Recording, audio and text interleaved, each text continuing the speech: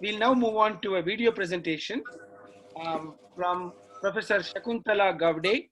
This is a video presentation again, and the topic is a very interesting one. It is, the topic is titled Eschatology in Kevalādvaita Vedānta. Eschatology. So I had to look up this word, exactly what it is. And to those of you who haven't heard this English word, it is the theology concerned with death, judgment, and final destiny of the soul and of humankind. It's almost like anything to do with the end of this world. So a brief biography about Dr. Shakuntala Gavde. She is an assistant professor in the Department of Sanskrit, University of Mumbai. She's also the coordinator for the section of world religion and philosophy. And for Marathi Vishwakosha, she's the first ranker and gold medalist in BA Sanskrit and MA Sanskrit Vedanta. She has done Master of Philosophy in the topic Eschatology in Upanishads and PhD on the topic Eschatology in Vedic Literature compared with the Western philosophy. Her areas of interest include Vedanta, religious studies, comparative philosophy, Purana studies, and aesthetics. And how wonderful we get this opportunity to listen to so many beautiful souls from all over India and around the world. Dr. Shakuntala Gavde is the author of research papers pertaining to comparative philosophy, which are published in renowned journals. She has presented papers at national international seminars, including World Sanskrit conferences. She is a resource person for courses on Upanishads, leadership science, and aesthetics. She has conducted sessions on film and philosophy for easy understanding of philosophy through films. She was invited as a visiting fellow by Kelaniya University, Sri Lanka in 2017. She has completed the project on Bhagavata Purana under the auspices of fellowship conferred by Heras Institute of Indian History and Culture, St. Xavier's College, Mumbai, and the Sir Dorabaji Tata Trust. You can learn more about her. We will add the URL in the chat box, shakuntalagavde.com. So with that, I request the organizing team to play her video, Eschatology in Kevalādvaita Vedānta.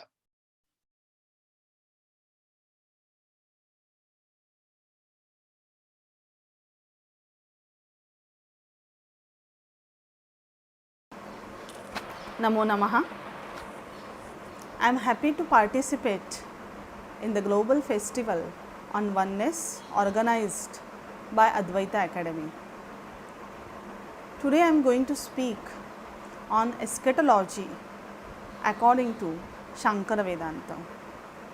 So first let us understand what is eschatology. The word eschatology is formed out of two words, eschatos and logos. The Greek word eschatos means end. So it is a science related to end. It generally works on two levels, micro and macro. On macro level, it deals with the end of the world or universe. On micro level, it deals with the end of an individual, that is death. So it refers to the journey after death, transmigration, passage of the dead, rebirth, as well as liberation. Now Sanskrit parallel for eschatology can be thought as Utkramana Shastra, because the word Utkramana is formed out of the root krama plus ut prefix, which means to step out, to leave, to depart. So Utkramana Shastra deals with the journey after death. Shankaracharya established the philosophy of absolute monism, that is Kevalādvaita, in which there is absolute reality of Nirguna Brahman. There is Paramarthiki Satta, on which only Brahman exists, which is without form, quality and any distinctions. So it is worthwhile to think how eschatology is thought in Shankaracharya's philosophical standpoint. In Brahma Sutras, third and fourth Adhyaya is called as Sadhanadhyaya and Phaladhyaya. So Shankaracharya discusses various views on eschatology in third and fourth Adhyaya of Brahma Sutras while writing commentary on it. In the beginning, he clarifies that Tatra prathame tavat pade panchagni vidyam ashritya samsara gati prabhedaha pradarshate vairagya hetoho. That such thoughts related to samsara gati or the gamana agamana are presented henceforth for the sake of creating vairagya, that is detachment in the mind of sadhaka, because vairagya is considered as the means, one of the means for liberation.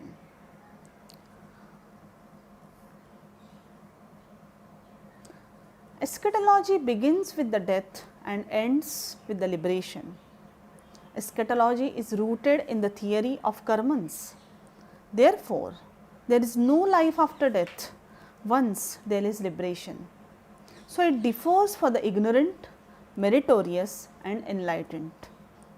Now let us understand eschatology in Shankara Vedanta on the basis of 3 points, that is departure of the soul, transmigration and liberation. Now let us come to first, that is departure of the soul. Now what is death? Death is regarded as the departure of the soul from the body, because death is the end of the physical body. It is not a complete end, otherwise it will be liberation even for an ignorant. So, even for the dead, 5 elements, that is Mahabhutas, accompany the soul. This is proved by Shankaracharya in the sutra Tadantara Pratipattau Sauhatihi Samparishvaktaha Prashna Nirupanabhyam. In the sutra Tadapitehe Samsara Vyapadeshat, he emphasizes the fact that group of subtle elements accompanies the soul till complete liberation. Otherwise, all will get liberation after death if all limiting agents would become extinct. As a result, all scriptures would be useless as they are nothing but moksha shastras. Anyathahi sarvaha prana samaya eva upadhi pratyastamayaad atyantam brahma sampadyet. Tatra vidhishastram anarthakam syat vidyashastram cha mithya jnana nimittascha bandho na samyak jnanadrute visramsitum harahati. Tasmat tat prakrutitvepi sushupti pralayavat bija bhava avasheshaihi eva esha sat sampattiriti. So elements which accompany the soul are not gross but minute in nature as also in size. This is explored in the sutra Sukshmam Pramanascha Tathopalabdhehe. So Shankaracharya says while commenting, Nadi Nishkramana Shravanadibhyah Asya Saukshmyam Upalabhyate Tatra Tanutvat Sanchara Upapattihi Svachatvacha Apratighata Upapattihi Ataevacha Dehan Nirghachan Parashvasthaihi Na Upalabhyate. So these elements which accompany the soul are subtle in nature, so they cannot be seen by the people around. So it is possible for it to move through the nerves because of its minuteness in size, and it is unobstructed because of its fineness, its nature. It is because of this fact again that this group of subtle elements is not perceived by people nearby when it departs from the body. Tathahi brutavasthayam avasthitepi dehe vidyamaneshu apicha रूपादिषु देहगुणेषु न उष्मा उपलभ्यते जीवद अवस्थायाम एव तु उपलभ्यते इति अतः उपपद्यते प्रसिद्ध शरीर व्यतिरिक्त व्यपाश्रय एव एष उष्मा इति. So it is very clear that the ushma which belongs to body belongs to exactly what? He says it stands to reason that this head belongs to something other than the well known gross body. In support of this, Shankaracharya cites this Vedic text. It is warm indeed so long as it lives, and cold when he dies. Ushna eva jivishan, shito marishan. The ignorant man moves resting on subtle elements constituting the seed of the next body, and under the impulsion of his past works for the sake of fresh experience in new body. Now, departure of the organs is also very well explained in our Upanishadic text. So, regarding the departure of the organs, it is said in Brihadaranyaka Upanishad, when the soul departs, the prana follows. When the prana departs, all the organs follow. Again it says, when the man dies, the speech merges in fire. These two references about the departure of prana and merging organs are subject of discussion in Brahma Sutra 3.1.3 and 4. Here Shankaracharya interprets these references from Brihadaranyaka Upanishads as, he says, Vagadi adhishthatrinam agnyadi devatanam Vagadi upakarinam maranakale upakara nivrutti matram apeksha Vagadayah agnyadin gacchati iti upacharyate. That presiding deities of the organs cease to favor organs at the time of death.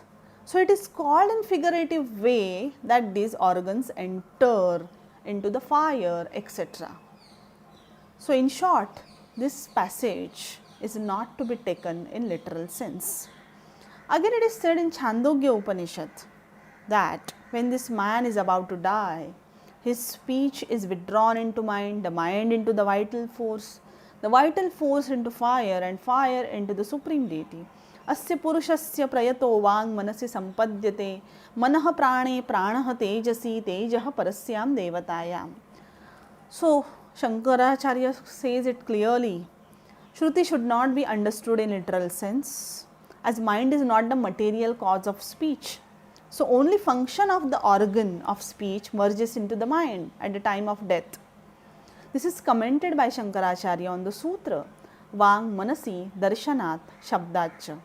And for the same reason, all functions of all organs get merged in the mind, into the mind. That is stated in the sutra Ata eva sarvani anu. Chandogya Upanishad further says that mind merges in the prana. When all the functions of organs are withdrawn into the mind, then it merges in prana. In the Brahma Sutra, Tan Manah Pranah Uttarat. Here also Shankaracharya interprets that it is to be understood that when this mind merges in prana, it does so through the absorption of its functions. It is seen that when a man wants to sleep or is about to die, the activities of the mind are seen to cease, even while the function of prana, consisting in its vibration, still persists. When the soul departs, prana with all the organs follow. It means prana merges into the soul. It is called as, it is referred as adhyaksha. So adhyakshe tad upagamadibhyah. Now Upanishads also discuss about the departure of self through a particular limb. Brihadaranyaka Upanishad says, the top of the heart of the dying person brightens. Through that brightened top, the soul departs, either through the eyes or through the head or through the other part of the body. The nerves of the heart are 101 in number. One of them passes through the crown of the head. Only enlightened soul departs through this nerve and attains immortality. Kathopanishad mentions that Jivan Mukta gets immortality going up through that nerve. It is discussed in the Brahma Sutra. Tad okograjvalanam tat prakashitadvaro vidya samarthyat tat shesha gatyanu smriti yogacha hardanu gruhitaha shatadhikaya.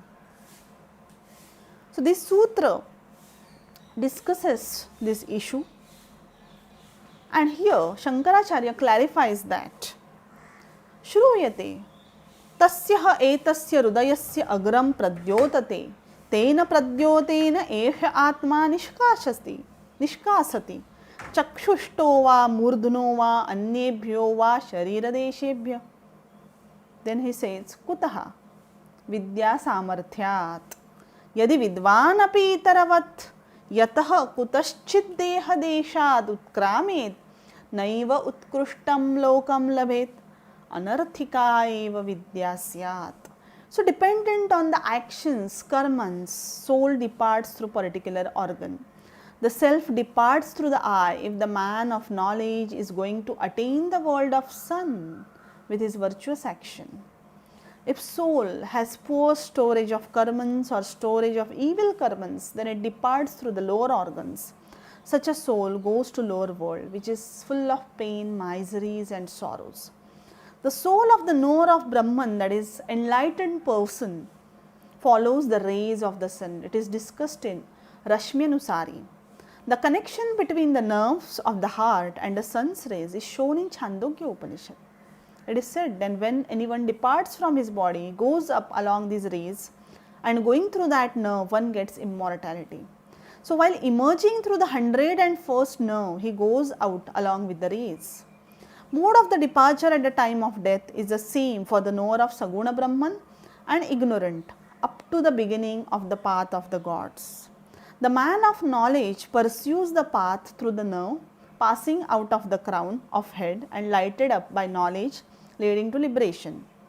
It is said by Shankaracharya, avidvan deha bija bhutani bhuta sukshmani ashritya karma prayukto deha grahanam anubhavitum samsarati vidvanstu jnana prakashitam moksha nadi dvaram ashrayate. So enlightened person departs through moksha nadi, whereas other, that is maybe meritorious people or ignorant ones, depart through other nerves which are not responsible for revelation.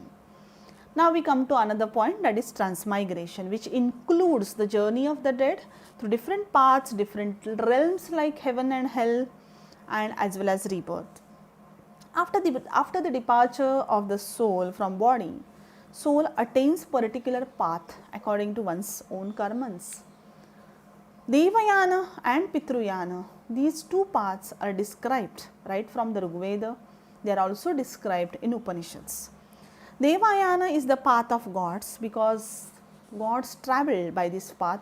It is also called as Archiradi Marga because the first characteristic or first halt of this path is called as Archis, which means light. It is as bright as Archis, that is fire. It is considered as the path of truth. Satyena pantho vitato devayana. It is called as Uttarayana. It is associated with Uttarayana because a person who departs from this Devayana attains the northern course of the sun, that is Uttarayana. So it is said that enlightened people, the seer, it is said in Mundaka Upanishad. So truthful people attain this path after death. The seers who are free from deceit, diplomacy, pride and falsehood, free from desires, ascend by this path and attain the supreme treasure attainable through truth.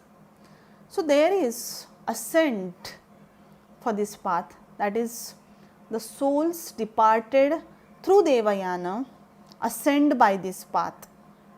They first attain Archis, that is light, then day, that is Dina, then bright fortnight, that is Shukla Paksha, then Uttarayana, then Samvatsara, Surya, then Chandra, then Vidyut, and ultimately they attain Brahman. So the travelers of Devayana attain Brahman, so they are naturally freed from the further course of transmigration and the wheel of birth and death forever. There is no descent again to the worldly life. Shankaracharya has reconciled all Shruti statements regarding the description of the path of Devayana, and he comments in Archiradinam Tat Prathithehe that though this path is described in different Upanishads with variety of features and therefore indicated in certain places with few of the characteristics, then also the path is same. There are no variations. Then another path is Pitruyana. As the name implies, it is the path of Pitrus, because it is said that Pitrus departed from this path. It is so called as Dhumadi Marga, because its feature is dhuma, that is smoke or darkness. It is also called as Dakshinayana, because soul departing from this path attain the course of sun, which is southward. Those who are engaged in the sacrifices and philanthropic works of public utility, like digging the wells, giving gifts to others, and engage in philanthropic works, attain Pitruyana. This path is meant for meritorious people. So the difference is clear. Devayana is meant for those who are enlightened, whereas Pitruyana is for meritorious people. Now for Pitruyana, there is ascent as well as descent. The soul who have departed, souls departing by Pitruyana, first attain Dhuma, then Ratrihi, then Krishna Pakshaha, then Dakshinayanam, then Pitrulokaha, then Akasha, then Chandra. And they of course spend their time in Chandraloka. They experience the fruits of karmans in Chandraloka. They exhaust their good karmans in Chandraloka. But after this, there is descent. As soon as their karmans, good karmans, get exhausted, they descend. Now, while descending, first they attain Akasha, then Vayu, then Dhuma, then Abra, then Parjanya, then Oshadhi, then Purusha, then Stri, and finally they attain birth. Abram bhutva megho bhavati, megho bhatva pravarshati, ta iha vrihi yava oshadhi vanaspataya stilamashaha iti jayante. It is said in Chandogya Upanishad. So man eats the food and then through semen it goes to the body of woman and then finally it takes birth. This is explained in Panchagni Vidya with the metaphor of sacrifice by saying that Panchamyam ahuto apaha purusha vachaso bhavati. Now there are two paths, one for enlightened souls and another for meritorious people. So what is the fate of evildoers? Are they freed from these two paths? Where they go? So Shankaracharya says that Tasmad Ishtadikarinaha eva chandram samarohanti na itare. Those who have done good works attain Chandraloka, not others. So only meritorious souls enjoy in the lunar world and not the others. Evildoer enter into the abode of Yama. They suffer the torments of the hell. Shankaracharya explained this in the sutra Sanyamane tu anubhuya itaresham aroha avaroha tat gati darshanat. He cites the reference from Kathopanishad. Ayam loko nasti paraitamani punaha punaha vasham apadyate me. So such people definitely again fall into samsara. Now there is a third path which is described in Chandogya Upanishad, that is called as Jayasvam Riyasvam, which means to take birth and to die. Those who do not go neither by Devayana nor by Pitruyana attain this third state. Means it is of continuous births and deaths. So Shankaracharya says while commenting on the Chandogya Upanishad, Janana Marana Kshanena eva kalayapana bhavati natu kriyasu shobhaneshu bhogeshu va kalaha asti ityartha. So this is the path of recurrent births. So there is no time for enjoying any kind of happiness. Now rebirth, we come to rebirth. Those who attain Pitruyana go to the realm of moon, enjoy their karmans and come back with some remnants of actions. And therefore there is scope to rebirth.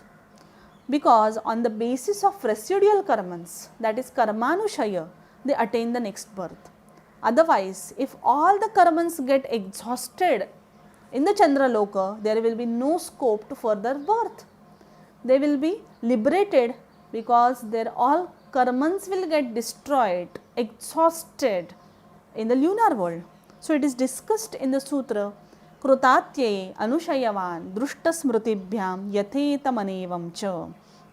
So Shankaracharya clarifies this very beautifully. He says, Yena karma vrundena chandra samarudhaha falopabhogaya tasmin upabhogena kshiyate tesham yad apmayam shariram chandramasi upabhogaya arabdham tad upabhoga kshaya darshana shokagni samparkat praviliyate savitru kirana samparkadiva himakarakaha. The watery body that has been created for the soul, for the enjoyment in the lunar world, gets evaporated by the touch of the fire of sorrow enkindled at the sight of exhaustion of enjoyment, like snow meeting the touch of the sun's rays, or the solidity of clarified butter being removed by the touch of the flames of sacrificial fire.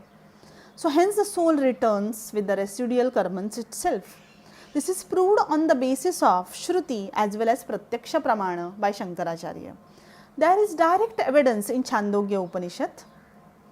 Tadya iha ramaniya charanaha abhyasho ha yatte ramaniyam yonim apadderan brahmana yonim va kshatriya yonim va vaishya yonim va athaya iha kapuya charanaha abhyasho ha yatte kapuyam yonim apadderan ashvayonim va sukarayonim va chandalayonim va. So Chandogya Upanishad clearly says that those who have good karmans, that is ramaniya charanaha, will attain good birth, and those who have bad karmans, that is kapuya charanaha, will attain lower kind of birth. So Pratyaksha Pramana, which is provided by Shankaracharya, is that karma phalam anubhuya tatah sheshena Vishishta Desha Jati Kula Rupa Ayu Shruta Vritta Vitta Sukha Medhaso Janma Pratipadyate. It is experience in the worldly life that everyone is born in different situation. So it is justified that everybody has different stock of residual karmans. The concept of residual karmans may lead to non-liberation. Shesha karma sadbhave anirmoksha prasangaha. Because if there is always some part of karmans which are remnants, then no one will get moksha. But Shankaracharya clarifies that samyak darshanat ashesha karmakshaya shrutehe. When right knowledge dawns, all the karmans are burned and there is immediate liberation.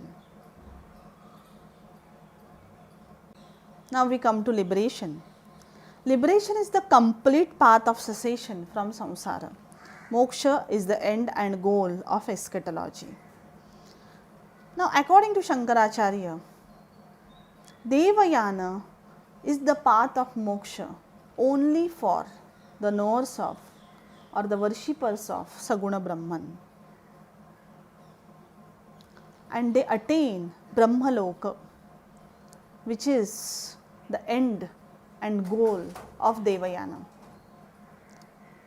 So, Brahmaloka is generally eulogized as Yasmin arascha havai hanyascha aranavau Brahmaloke trutiyasyamito divi Yasmin aram madiyam saro Yasmin ashvathaha somavasano Yasmin aparajita Puhu brahmano yasmincha prabhuvimitam hiranmayam veshma yascha anekadha mantrarthavadadi pradesheshu prapachyate te tam prapyana chandralokad iva mukta bhogaha avartante. So this is the description of Brahmaloka.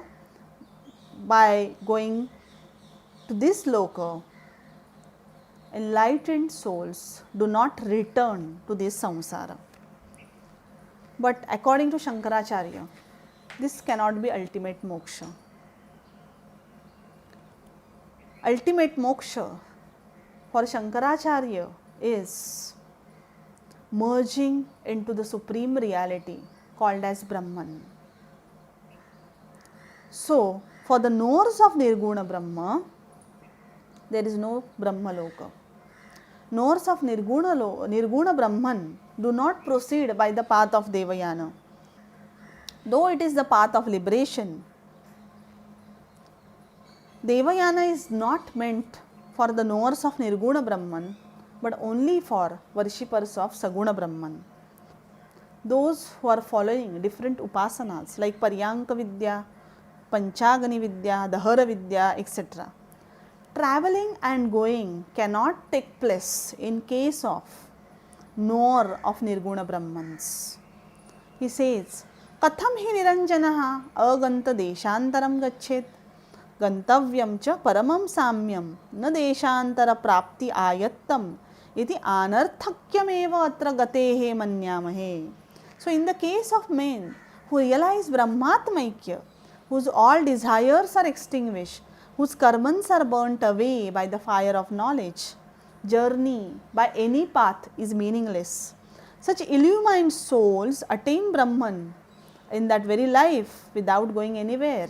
So they can get Jivan Mukti or Sadhyo Mukti. So there is no Utkramana for one who has realized Nirguna Brahman. Knower of Brahman merges in Brahman, irrespective of dying in the night or Dakshinayana. Merging of organs into speech, etc., as stated earlier, is also not applicable to the knowers of Nirguna Brahman. Enlightened souls attain absolute non-distinction with Brahman. It is stated in Avibhago Vachanat on the basis of Prashnopanishad, where it is said that just as different rivers lose their identity pertaining to names and forms after unification with ocean, similarly, when their names and forms are destroyed and they are simply called Purusha, such a man of realization is without constituents and immortal. Sa eshaha akalaha amruto bhavati. So darkness of ignorance is totally vanished in their case as a result of their highest knowledge of absolute Brahman. Therefore, such illumined souls attain liberation forever and they do not return to this world. Worshippers of Sarguna Brahman also do not return to this world, as they also aim at Nirguna Brahman as ultimate goal.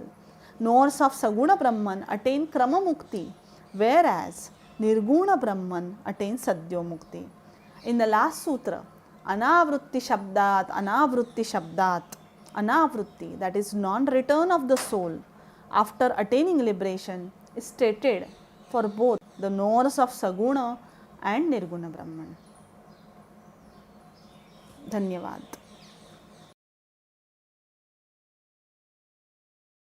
Thank you, Professor Shakuntala ji. That was a very interesting topic and really something that we haven't heard in a long time. Her contact information, for those of you interested, you can go to www.shakuntalagavde.com. I'm just going to put it here.